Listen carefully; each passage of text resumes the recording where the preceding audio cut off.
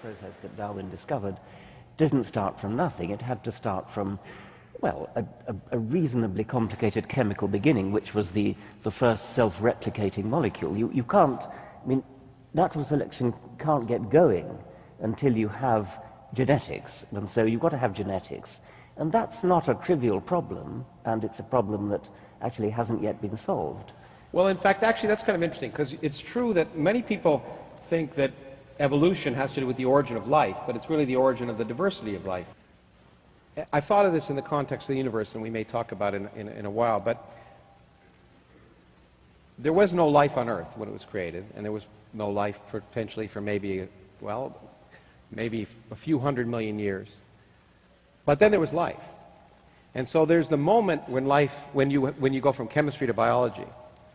It seems to me at some point that for many people, in fact, when they talk about something from nothing again, especially those who feel that the something requires a creator, that the origin of life itself, that is the creation of something from nothing. The Earth is about 4.5 billion years old, and we don't know when life began, but probably after about 500 million years, but probably around about 4 billion years. For the next couple of billion years, there were nothing but bacteria. Well, how would you respond? I suspect I know how, but how would you respond? So people say, look, we don't understand the origin of life on Earth, and therefore, God must have done it. Even theologians don't buy that. I mean, sophisticated theologians. But it's what they call a God of the gaps argument. It's pushing God into the few remaining gaps in our understanding. Before Darwin came along, the whole of life was one big gap, one gigantic gap. And now we're pushed back to the origin of life, this chemical event, and that is a gap which will be filled. Even if it isn't filled, it would be bad logic, bad science, bad philosophy to say, oh, I don't understand it, therefore God did it. I mean, that's a pathetically bad piece of arguing. It's a lazy argument, certainly. It's a lazy argument. It doesn't even explain anything, of course, because it leaves open explaining where God came from. And so, I mean, the beauty of what Darwin did was to show how you can get godlike things, I mean, complicated things like human brains, how you could get godlike things starting from almost nothing. So to suddenly re-import a godlike thing at the beginning of the process is just a cowardly evasion of scientific responsibility. That's one of the things, of course, that where cosmology comes in, that one of the things that, but it relates to evolution too, because the thing that makes evolution so difficult for many people to appreciate, from my experience and I'm sure from yours, is that life has been around for a long time, and a human time scale is very short, and it's very difficult to imagine such long time scales. So even if rare events happen in the evolution of life, with 4.5 billion years, there's lots of time for many rare events to happen. Similarly, in the universe, the thing that people don't realize is that rare events happen all the time because the universe is big and old. And the example I've used probably on this stage before, to me, it's one of an amazing example of that is the reason we're here before life, the fact that as I've often written, that we're all stardust. During the Big Bang, the only elements that were made during the first moments of the Big Bang were hydrogen, helium, and a little bit of lithium. And lithium may be important for some people in this audience, but the really important stuff, the carbon, nitrogen, oxygen, was made in stars. And the only way it can get into your body is if the stars were kind enough to die so you would be born. And but stars die only about once per 100 years per galaxy. And so it seems like, how could that happen? And in fact, but nevertheless, in the age of our galaxy, 200 million stars have exploded. Events are happening all the time, and the same is true in a biological context. And I think it's the fact that we live a brief 100 years or so, and that makes evolution so difficult for people to comprehend. People, many of them think that evolution is talking about monkeys giving birth to humans. They don't realize that it's 25 million years ago that we had a monkey for an ancestor. That we have a common ancestor with monkeys. It's not as if... Well, that's and then right. people would say, why are there monkeys today if evolution happened? Yeah. The point is, evolution is a constantly branching, diverging process. 25 million years ago, our ancestors might have looked like monkeys. They would have been the common ancestor of modern monkeys and modern humans and modern apes. We are, of course, apes.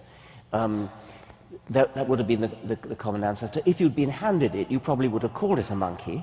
I mean, it would have been monkey-like, and you would have called it... Talk about the fact that the great apes are doing poorly. In fact, we are living, due to humans, in probably one of the greatest periods of extinction of life on the planet. More species are probably going extinct now at a faster rate than, other than perhaps when there were global catastrophes like a meteor hitting the Earth and killing the dinosaurs, perhaps, or something like that. But one of the things that may be worth stressing, especially when we talk about intelligent design, which we won't talk about much, but I'm all for intelligent design. I'd like to see more intelligent design. Yeah, I'd like to see, exactly. Yeah. But in nature, one of the arguments that's worth pointing out when people argue that we're designed and the whole Earth was created so we would be here, and we'll get to that in a moment, is the fact to realize that probably 99.999% of all species that have ever existed are extinct. Yeah. Which doesn't suggest good design. No. Well, nothing suggests design. Well, no, that's not quite true. I mean, superficially, things look designed until you look closely at them, and then you see all the bad design features, all the what an engineer would see as designed for. The other argument that I often get when talking is first is the monkeys and people argument, and then the next one is if evolution really happened, why isn't it happening now? And so, well, it is. It's happening all the time, but once again, on a timescale that's mostly too slow for us to see. We are condemned to live only for a few decades, and that's too slow, too small a timescale to see evolution going on in the sort of interesting animals that we like to see. We can see it in bacteria, only too vividly, because of course that's why antibiotic resistance is such an immensely important medical problem. If doctors at the time of the invention of penicillin had their Darwinian wits about them, they would have been able to predict that resistance to antibiotics would have evolved very fast. And the reason is this one discovery, which is really the reason I wrote the new book in some sense, the most inexplicable discovery in the last century, the fact that empty space has energy. That if you take a region of space, get rid of all the particles and all the radiation, everything, that space weighs something. There's nothing there, but it has energy. And it's changed everything about the future of the universe and the present, and maybe we'll talk about it. But it is something that is so inexplicable that physicists have latched on a possible solution, which is very unpalatable to many of us, but may be true. Why does empty space have the energy it does? We don't have any idea. In fact, it flies in the face of all fundamental calculations we can perform. If we perform fundamental calculations, we predict a number that's 120 orders of magnitude wrong. It's the worst prediction in all of physics, so we never used to talk about it. But in fact, there may be another explanation, and that is if the energy of empty space were much bigger, see, if you put energy in empty space, it's gravitationally repulsive. It blows, it doesn't suck. Okay? And that means that it's causing the current expansion of the universe to speed up, which is unprecedented, was almost unbelievable. But that means, well, and we'll talk about what it means for the future, but if the energy were much greater, then the universe would have started speeding up much earlier. And in fact, it would have started speeding up before galaxies formed. And that gravitational repulsion would have caused matter to move apart before it could collapse into galaxies. And that means there'd be no galaxies. But if there are no galaxies, there'd be no stars. If there are no stars, there'd be no planets. If there are no planets, there'd be no astronomers. And so the universe is the way it is because astronomers are here to measure it, is the argument. And it sounds funny, but it's actually maybe true. It's something called the anthropic principle. But if it's true, it means this fundamental constant in nature is an accident. And there may be many universes in which that number is different. But in those universes, there aren't people around or beings around, perhaps, to ask the question. So it addresses in one of the fundamental aspects of the question, why is there something rather than You are nothing? telling us that matter arose spontaneously out of nothing, Yeah. which I find an immensely exciting idea, but many people will find it mind-boggling. It amazes me, because the purpose of the book, to some extent, is to say something remarkable. And you were kind enough in the afterward to point out the analogy to Darwin, and I was pretentious to make it, perhaps. But the physicist Steven Weinberg said, science doesn't make it impossible to believe in God. It just makes it possible to not believe in God. Because until you have science, everything's a miracle. And what Darwin showed, as you said at the beginning of our discussion, is this miracle is actually plausible from basic principles of physics, chemistry, and biology. That you can produce us without a creator, without an intelligence. And what we've learned is remarkably this question, which is, in the sense of cosmology, in my mind, the last bastion of those people who feel there must be a creator, is the fact that it is plausible, based on everything we now know, that a universe could come from nothing. Now, that doesn't mean it did come from nothing any more than Darwin's argument implied that life absolutely originated by chemistry. We don't know that yet.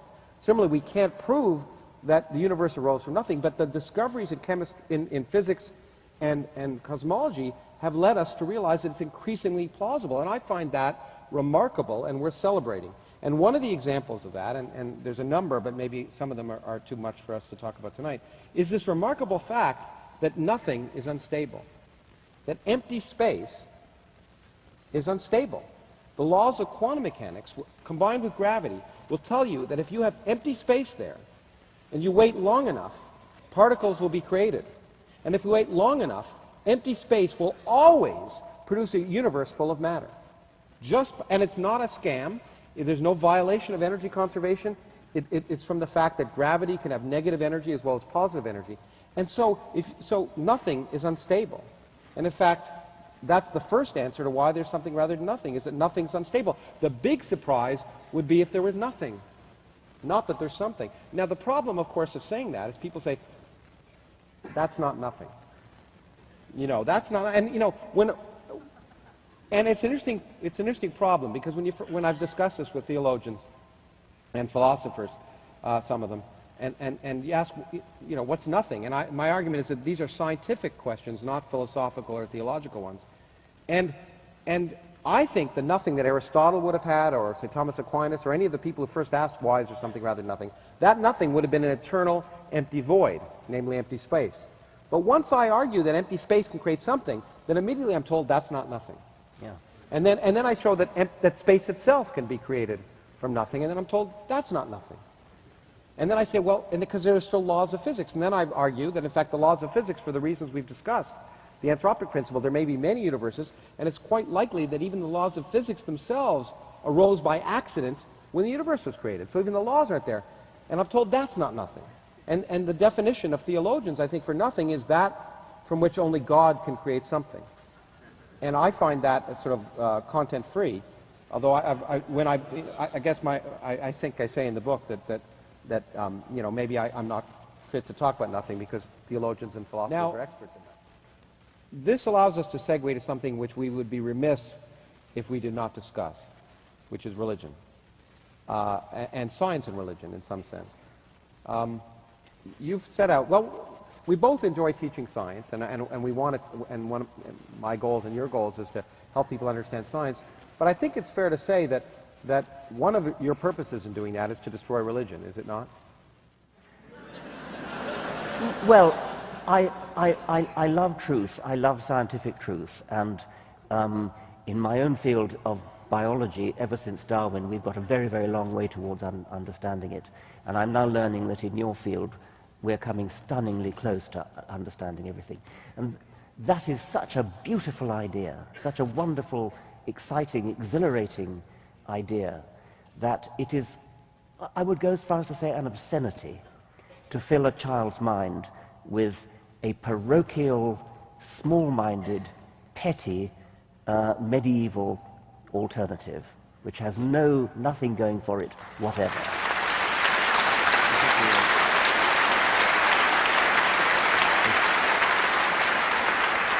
It sounds like we're preaching to the converted, but I bet in the question period we'll find we're not. What was that quote from Stephen Weinberg that you just... Science doesn't make it impossible to believe in God, it just makes it possible to not believe in Yeah, God. I think that's too weak.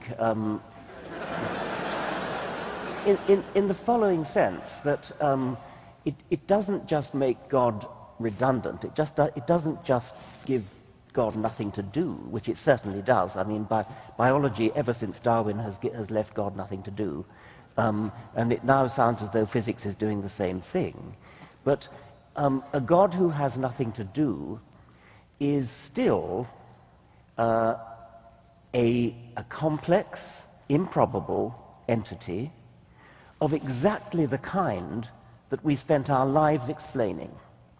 So the whole Darwinian enterprise and the whole enterprise that you're engaged in physics is to explain how we can get to things like gods and explain them. And so if you suddenly then import a god at the beginning of the universe, that's a betrayal of the entire scientific enterprise. It's not just that God's not necessary. God's an excrescence, a carbuncle on the face of science. Well, okay, in fact, I agree with it. Actually, we were talking earlier, I think it's even stronger than that, in some sense. God is not, in order for God to do everything God is purported to do, God has to be much more complex than we are. In fact, you're imagining a being of incredible complexity, in fact, in religion, unfathomable complexity, and you're just positing it by fiat. But you're saying that the complexity of the regular complexity that you or I can't be made by natural processes, and you're postulating that the pre-existence of something that's far more complex than we are. Precisely. I mean, that's exactly right. And not only does God have to be a master physicist and so on, he's got to be in telepathic communication with everybody praying to him. He's got to know all our sins. He's got to forgive us if he feels like it. He's got to cure people of cancer if he's asked to. I mean, all those sorts of things which are simply adding to the problem. So I think the Weinberg quote that you gave is just too weak. I think we can say positively. Well, I think at the same time, and I think one has to be careful, and I try and say in the book that I can't prove that there's no intelligence governing the universe at some vague level, in a deistic level, or even a theistic level, where you say, well, maybe there is some intelligence that caused it all to happen. I can't prove that. What I can say is there's absolutely no evidence of that. That I can say as a scientist. But I can't really say that I can prove, therefore, by lack of evidence, you can't prove it in the negative. But nevertheless, that's not the same as saying, people say, well, therefore, God can't disprove the existence of God. But that kind of God has nothing to do with the God of Judaism or Christianity or Islam. It's a personal God, has nothing to do with that. It's a giant leap of illogic to go from that kind of God to a God that cares about us. And so I'm always amazed that people, even in the case of cosmology, saying, well, there's room for God at the beginning of the universe, somehow say that must mean that Jesus Christ died for our sins. I mean, yeah, right. There's no logical connection between those two. And no, but I mean, I've been caught out with this before. I've said something similar to what you've said. And I've said, well, of course, maybe there could be a deistic God, but that's very, very different from the God of the Christians or the Jews. And I've been pounced on later. Dawkins believes in a deistic God. And I want to reiterate what I said about the Weinberg quote. Not only you cannot, of course, disprove a deistic God any more than you could disprove leprechauns and hobgoblins and things. But you can say something much stronger than that, which is that even a deistic God would still have to be exactly the kind of thing that we spent our lives explaining and have gone a long way towards succeeding. Intelligence, whether it's godlike or anything else, intelligence comes late in the universe.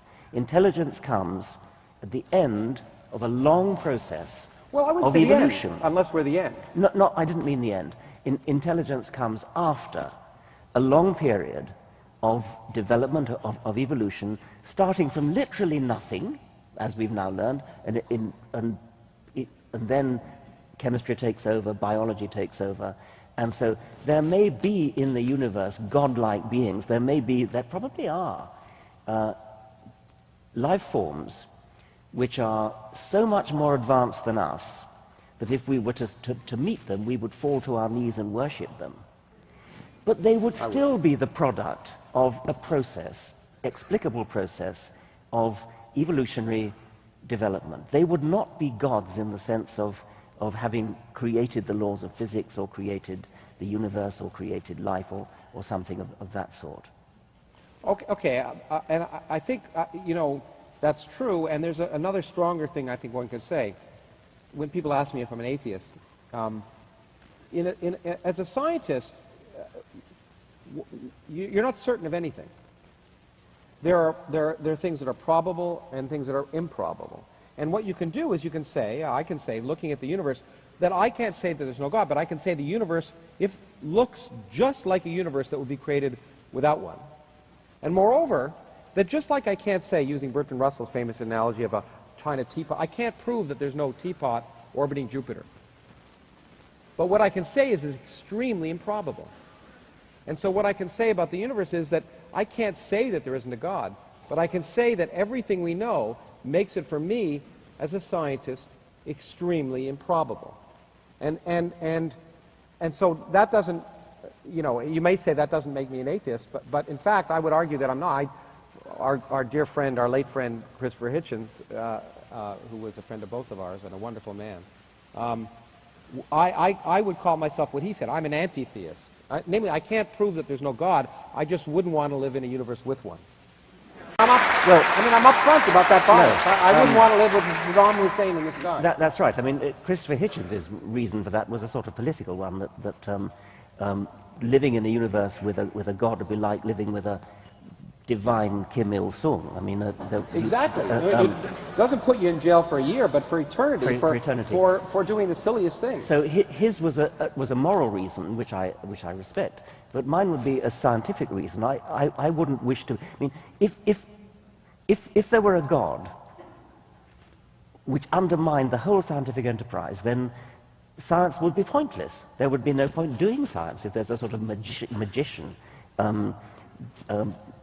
deciding what's going to happen and changing the laws of physics at will or inventing them in the first place. So that's a different reason for not wanting to live in a universe, and I'm glad to say there is no evidence. In fact, I was on a stage once with several members of the Vatican, and I asked if they believed in the virgin birth, and I couldn't get an answer from them, which amazed me.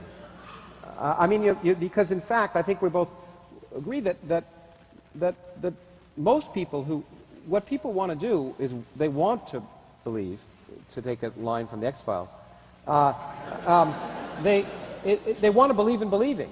And so most people who of faith, I think, in our society, naturally pick and choose from the doctrine those things they find absolutely ridiculous and throw out. Yeah. And the question is, and the Pope would say that's not palatable, and I would tend to agree with the Pope. I think if you can't believe some of the stuff and you need to throw it out, just forget the whole thing.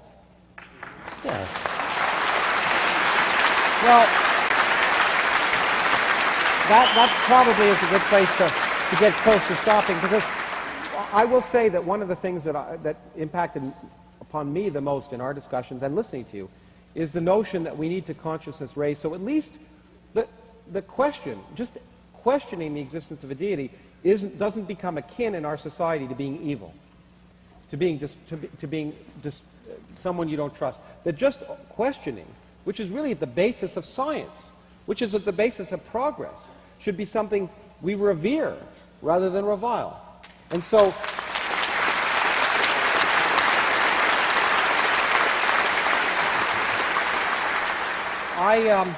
I applaud the efforts that you have made to raise people's consciousness, including my own. And I'll give the final example. One that I think I heard on this stage the first time you might have talked here was a wonderful example that is worth repeating, which is a picture at Christmas time of three children and three little kids, and one of them, and it says, and they're all playing together in this play, and one, it says, well, they're the three wise men in the Passion, in the nativity play. And it says this one's a Muslim child, and this one's a Christian child, and I don't know if one's a Jewish child. And then you pointed out, how dare we say a Muslim child? Why not say a 4 years old? Or you know, a libertarian child, or a neoconservative child, a postmodernist child. So I think we need to, and one of the ways to do that, I think, is have frank discussions about issues that we're often afraid to discuss in public, and I'm happy that we were able to do it here. So thank you very much.